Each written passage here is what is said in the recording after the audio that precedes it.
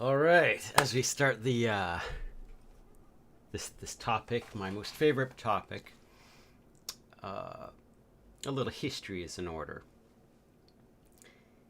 Is Years ago, when I was a younger lad, I had a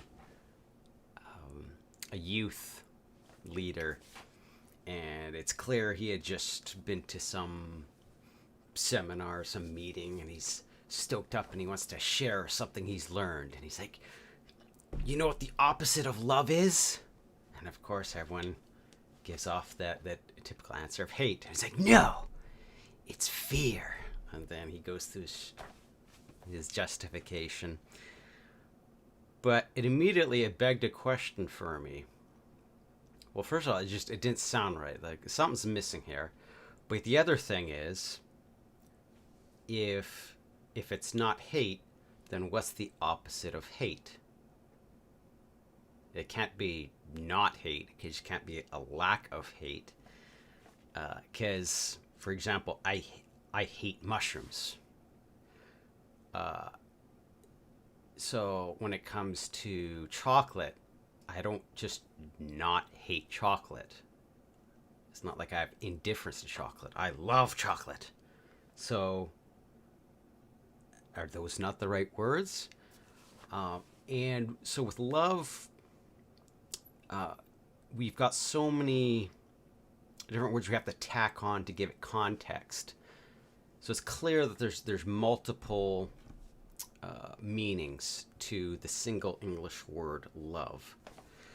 And for example, I love working with kids. And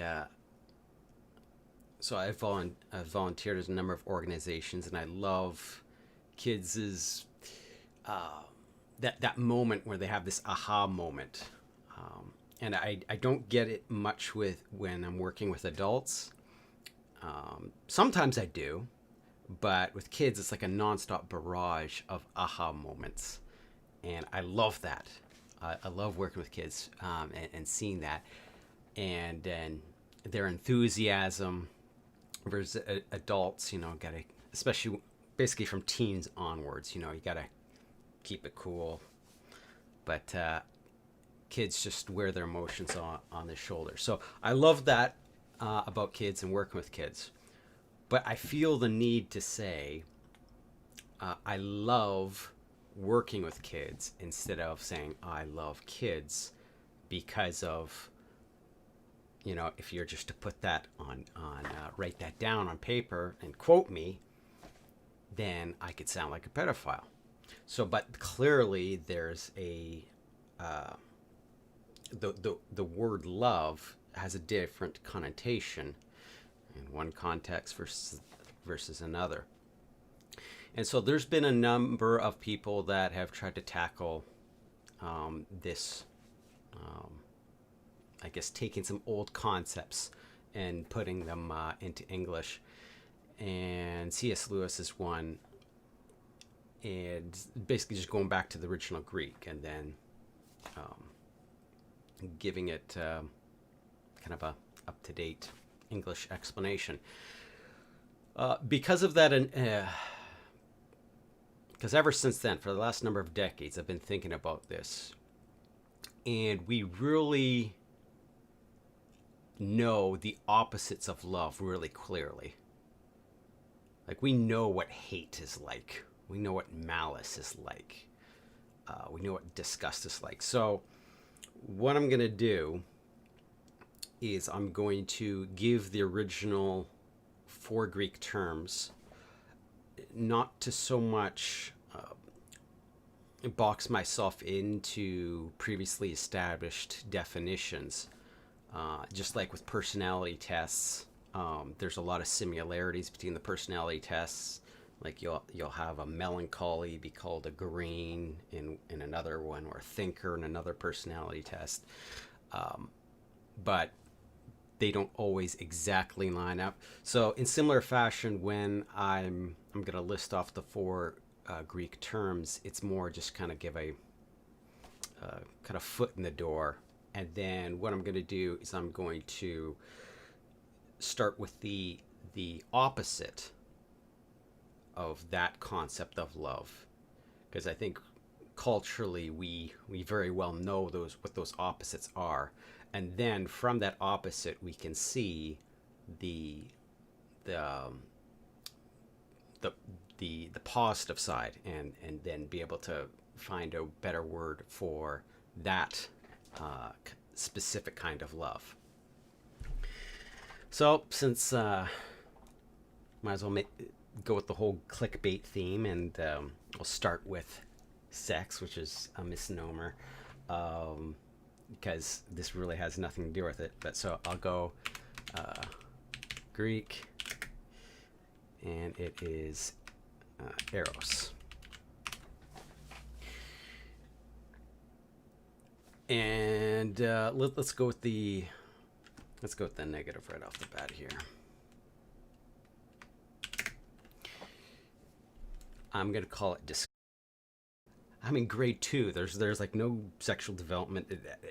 There's no, that topic wasn't even brought up, but I was attracted to this girl in my class, and so the Eros at its core can't be necessarily tied to sex. It must be another layer on top of that. So this is one I kind of figured out both at the same time, both the negative and the positive. So if negative is repulsion, then the positive is attraction. And now, since we're dealing with sex, we might as well just quickly deal with the next one, which is often associated with all these philias. So, philia or philios. And so this one goes back to the beginning, as where the guy said, "What's the opposite of love?" Oh, it's not hate. Actually, it is.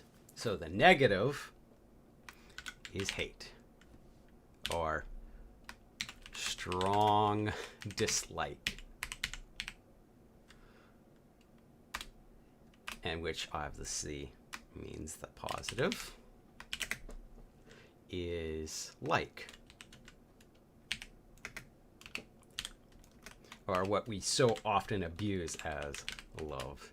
In fact, I'm not gonna even do that, because that's just gonna confuse things. And I think often when we're talking about philias, we're actually talking about both of these two combining. Like if we're talking about sexual philias, we're talking about these two working together with some deviance. So some wires have been crossed. All right, let's move on to the next one. Greek.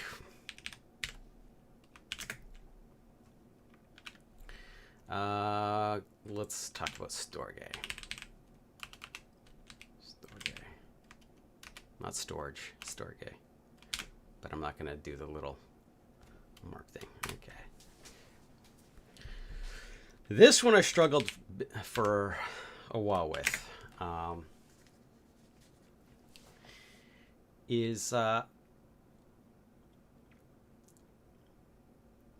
Well, this is more kind of I won't give the whole backstory on my journey on this one, because that'll be maybe for my life story one. But to sum it up, it's not belonging. Now, I don't want, because, well, which, positive would be belonging. So this has often been called the family love. And I thought it's got to be more than just a family bond. It's got to be like blood bond. It's got to be something that can be, because I've seen this bond happen with honorary families. It's this with gangs. Basically, this appeal to being part of something more than you, and you belonging to something, and them belonging to you. So it's being part of something bigger. And so I don't. The negative is difficult in this one because I don't want to fall in the same trap as above, where the opposite of hate just can't be not hate. So I'm not sure if there's really a good word, and if anyone has any ideas, let me know, because this is the one that it stumped me, and I still don't have a good answer. That we have a word that describes this, because I thought of alone, being alone, or aloneness, or loneliness, but, and I'm sure a number of you can attest to this, is you've been able to feel alone even in a large group of people. So it's more than just the it's more than loneliness. It's like a ongoing loneliness, if that makes sense. So yeah, I don't think we currently have in the English language a word for this. I've not yet encountered one. So for the sake of time, we're just going to leave it at this: not belonging. And then, lastly, but certainly not least, is agape. And really, this is the crux. This is, all the others depend on agape. Without agape, these really have no meaning. So the negative, and I'm sure you're very much familiar with this one, this is malice. And so malice is that sensation of you want harm for someone else. You want bad for someone else. You hope they trip and fall and bust their nose. You just want, you don't want good from them, you want bad for them. So obviously, then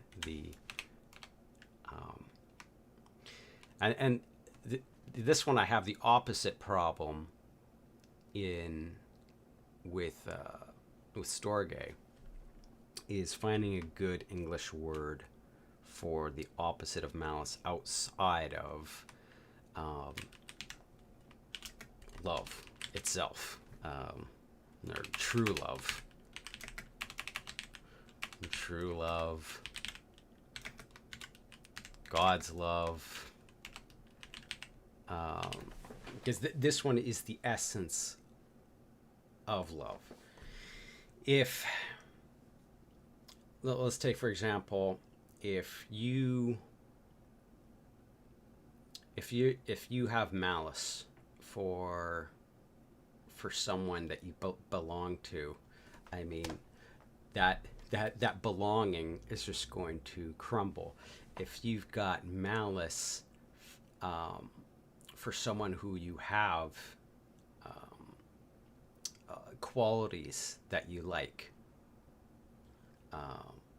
you're going to eventually dislike them as a whole, regardless of any individual qualities. If you have malice for someone that you find attractive, like you just want to be in the presence, but you've got a heart full of malice, you're ultimately going to be disgusted by them, repulsed by them. So yeah, agape, this love is really the foundation of all of these.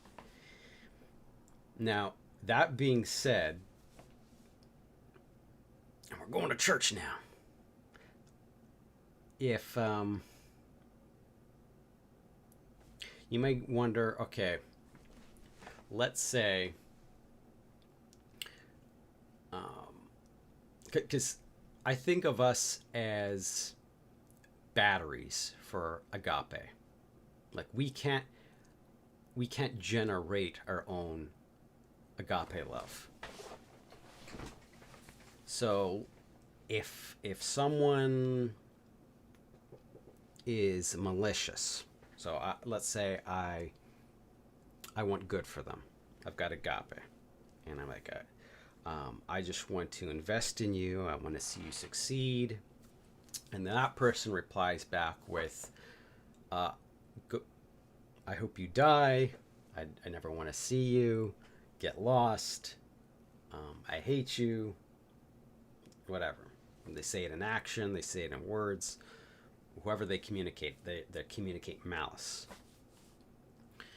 I can speak for myself and say that drains me. And I can tell it drains everyone. Whenever you encounter malice, whatever agape is in you, it takes of that. And so there's a lot of people running on empty tanks on this. So where do you refill? So you can get filled by other people. So you can encounter someone who is a loving person. But then where does the buck stop? Like, because how does that person refill? And then that person, how do they refill? So ultimately, this love has to come from beyond mankind. And that's why agape, I consider it also God's love. So we're human are just batteries. You can't generate whatever agape is. We need to get it from an outside source. We need to basically see God's goodness and be thankful for it, and that will fill us with that agape. So I think that's a good point to end on. Is just getting to know God for yourself, and once you have agape, you'll find you'll have more of these in your life, of the positive ones. You'll find more things to like. You'll have a better sense of belonging, and you'll find more things just attractive to you rather than just finding things that repulse you. Yeah. All right. That was a much more positive stream. Short one, but it's good. And let's see. So it's Monday. The next stream will be Wednesday. I'm gonna see about maybe doing a Twitch Sings party, and then Thursday I already got some more announcements lined up. So I will see you guys then.